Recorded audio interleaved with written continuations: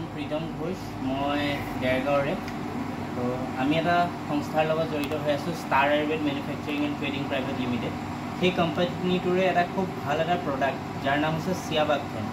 এই চিয়াবাকথন জুচটো আমি ৰেকমেণ্ড কৰিছিলোঁ আমাৰ প্ৰডিউচাৰক কিছুদিনৰ আগতে। তেখেতৰ এটা প্ৰব্লেম আছিলে, তো সেইটো প্ৰব্লেম চাই পেলাই তেওঁ এই প্ৰডাক্টটো আমাৰ পৰা লৈছিলে। বৰ্তমান তেখেতৰ মুখৰ দ্বাৰা শুনিম যে তেখেতে কেনেকুৱা পাইছে প্ৰডাক্টটো ইউজ কৰি। ছাৰ হয়, মইতো খোৱাৰ পৰা যথেষ্ট ভাল পাইছোঁ। মই আগতে এলোপেথিক চিকিৎসা কৰি আছিলোঁ, চিলড্ৰ ডি বুলি এইটো কেপচুল খাই আছিলোঁ। সেইটোও মই সিমান ভাল পোৱা নাছিলোঁ, কিন্তু এইটো খোৱাৰ পৰা মই যথেষ্ট উপকৃত হৈছোঁ। আপোনাৰ প্ৰব্লেমটো কি আছিলে? মোৰ প্ৰষ্টেটটো মানে বাঢ়ি যায়।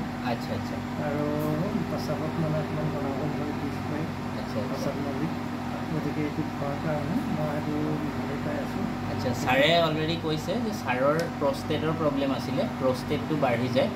তো বৰ্তমান এইটো খোৱাৰ পৰা তেখেতৰ প্ৰষ্টেট নৰ্মেল আছে আৰু পেচাবৰ কিছুমান সমস্যা দেখা দিয়ে, সেইবোৰ এতিয়া বৰ্তমান নৰ্মেল হৈছে চিয়াবাকথন জুচটো ইউজ কৰাৰ পৰা।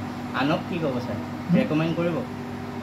নাই, এইটো মই এইটো আমাৰ সকলোকো যিসকলে এইটো ৰোগত ভুগি আছে তেখেতসকলকো মই এইটো ব্যৱহাৰ কৰিবৰ কাৰণে মই ফালৰ পৰা অনুৰোধ জনাইছোঁ, যাতে তেওঁলোকে এইটো ব্যৱহাৰ কৰি উপকৃত হয়। তাৰ বাবে মই তেখেতসকলক মানে অনুৰোধ জনাওঁ।